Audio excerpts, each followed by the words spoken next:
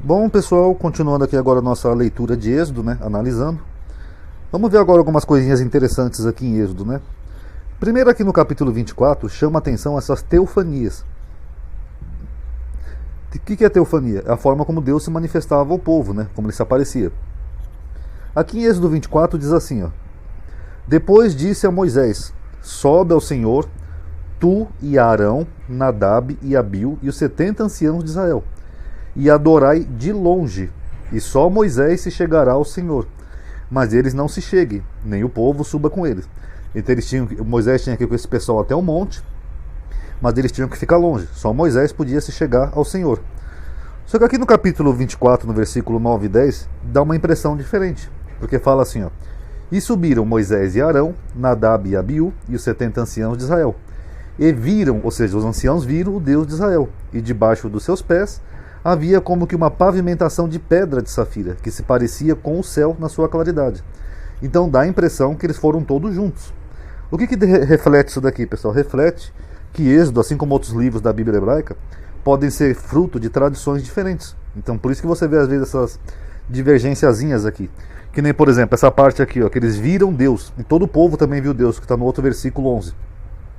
Aqui você tem elementos que são elementos típicos, né, daquelas mitologias, como por exemplo a Epopeia de Gilgamesh, Mito de Adapa, etc. Onde eles tentam dar uma forma física para Deus, sempre envolvendo esmeralda, pedra, ouro, essas coisas. Tanto que, aqui na própria Bíblia, quando Moisés pede para ver Deus, aqui em Êxodo 33, Deus não permite. Ele fala assim, ó: Não poderás ver a minha face, porquanto homem nenhum verá a minha face e viverá. E disse mais o Senhor: Eis aqui um lugar junto a mim, aqui te porás sobre a penha, e acontecerá que, quando a minha glória passar, por-te-ei numa fenda de penha, e te cobrirei com a minha mão, até que eu haja passado, e havendo eu tirado a minha mão, me verás pelas costas, mas a minha face não verá. Então é curioso, né? Porque aqui Deus não permite que Moisés veja ele, mas aqui você vê que todo mundo viu Deus, ainda dando descrições, né? Os pés dele era pavimentado com pedra de safira, etc.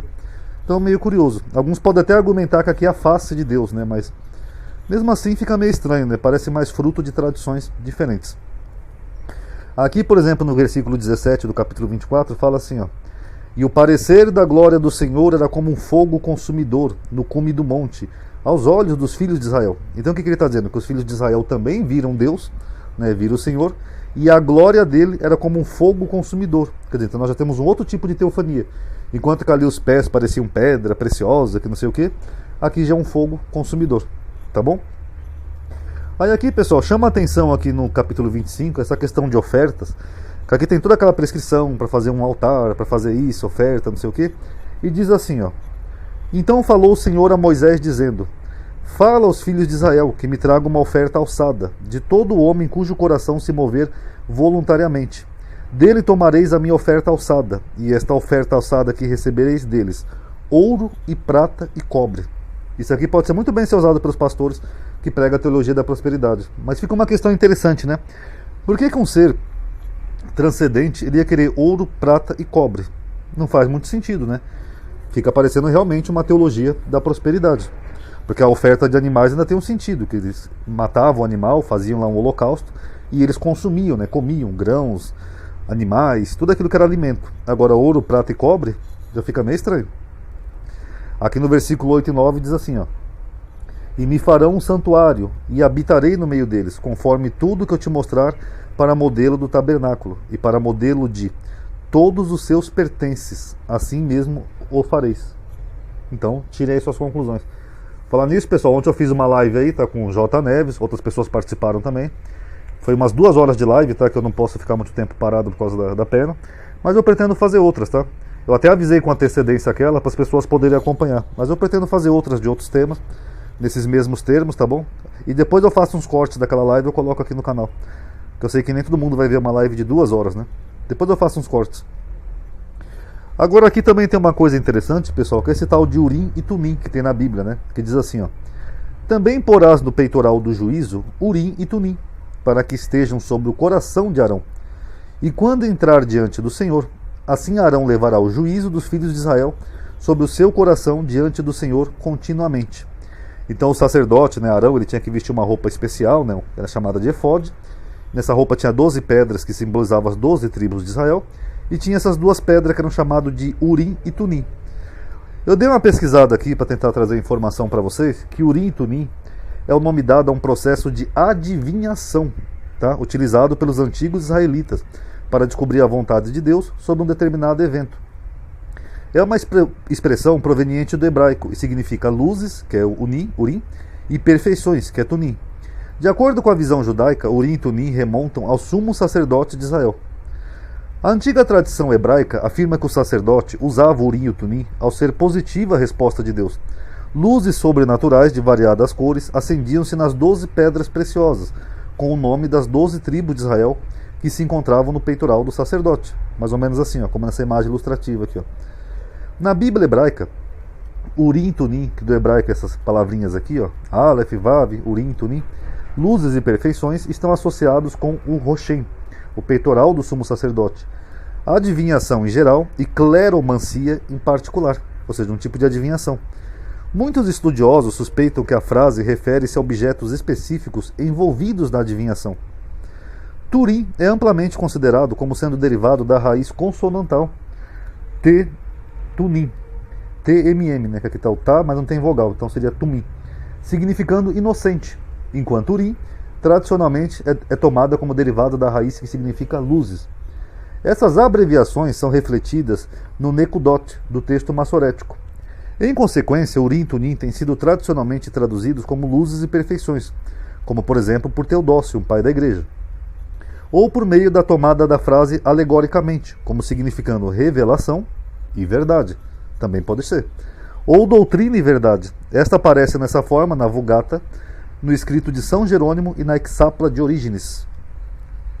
Apesar do valor nominal das palavras estarem no plural, o contexto sugere que elas são plurais intensivos, palavras no singular que são pluralizadas para aumentar sua majestade aparente, seria o plural majestático. As formas singulares Ur e Tum estiveram conectadas por alguns dos primeiros estudiosos com os termos babilônico Ur-Tu e Tamitu. Então esses termos já haviam na Babilônia, que pode ter uma conexão com o que nós temos aqui na Bíblia, significando oráculo e comando, respectivamente. Muitos estudiosos hoje acreditam que Urim simplesmente deriva do termo hebraico Arim, que significa maldições. E desta forma, que Urim e Tumim significa essencialmente amaldiçoado ou sem falhas, em referência ao julgamento da deidade para uma pessoa acusada. Ou seja, aquela pessoa foi acusada, então a divindade podia falar que aquela pessoa estava amaldiçoada ou absolvida, algo mais ou menos assim. Em outras palavras, Urim e Tumim eram usados para responder à questão de inocente ou culpado. De acordo com a visão judaica, o Urim e Tumim remontam ao sumo sacerdote de Israel. A placa peitoral que utilizava era dobrada ao meio, formando um bolso onde ficava um pergaminho contendo o nome de Deus. Este nome fazia com que certas letras gravadas sobre as pedras preciosas acendessem, de acordo com as questões perguntadas. Aquele que desejava uma resposta, e apenas questões de relevância dentro da comunidade israelita, poderiam ser perguntadas. Ia ao sumo sacerdote. Este se virava para a Arca da Aliança e o inquiridor de pé atrás do sumo sacerdote fazia a pergunta em voz baixa. Note esse detalhe aqui, ó, Arca da Aliança, tá? Daqui a pouco eu vou falar por quê. O sumo sacerdote, olhando para as letras que se acendiam, era inspirado para decifrar a resposta de Deus. A tradição é unânime ao afirmar que foram utilizados até a destruição do primeiro templo, quando pararam de funcionar.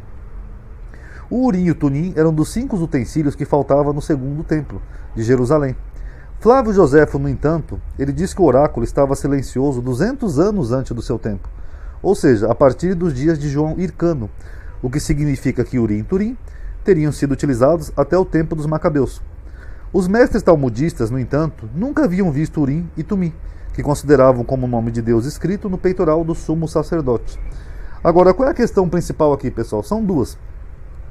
Primeiro, segundo a própria Bíblia aqui em Êxodo, Deus responderia a Moisés através daqueles 2 querubins que ficavam na Arca da Aliança. Lembrando que a arca também já é uma ressignificação de arcas de outros povos, como a Arca de Anubis ou a Arca de outros deuses que era muito comum no mundo antigo. Então, se Deus falava através da arca, qual é a necessidade de ter um processo de adivinhação através de pedras? Não faz muito sentido, né? Parece que é uma coisa tomada de mitologias ou culturas pagãs, como a Babilônia, que tinha algo parecido. Até porque, segundo a Bíblia, no imaginário popular, Deus soprava coisa na mente dos profetas. Então, se Deus soprava coisa na mente dos profetas, ou os profetas eram intermediários de Deus, né, para trazer a palavra de Deus, não faz muito sentido ter pedras para adivinhar qual é a vontade de Deus no julgamento. Então fica um negócio meio estranho aqui em Êxodo, né? Mas, enfim, analise e tire suas conclusões. A impressão que dá desses textos aqui de Urim e Tumim é essa, que é uma prática adivinhatória tomada já de povos pagãos vizinhos, tá bom? Então é isso, pessoal. Quem puder dar um like no vídeo vai estar ajudando. Espero que tenham gostado. Obrigado aí por terem assistido. Paz a todos.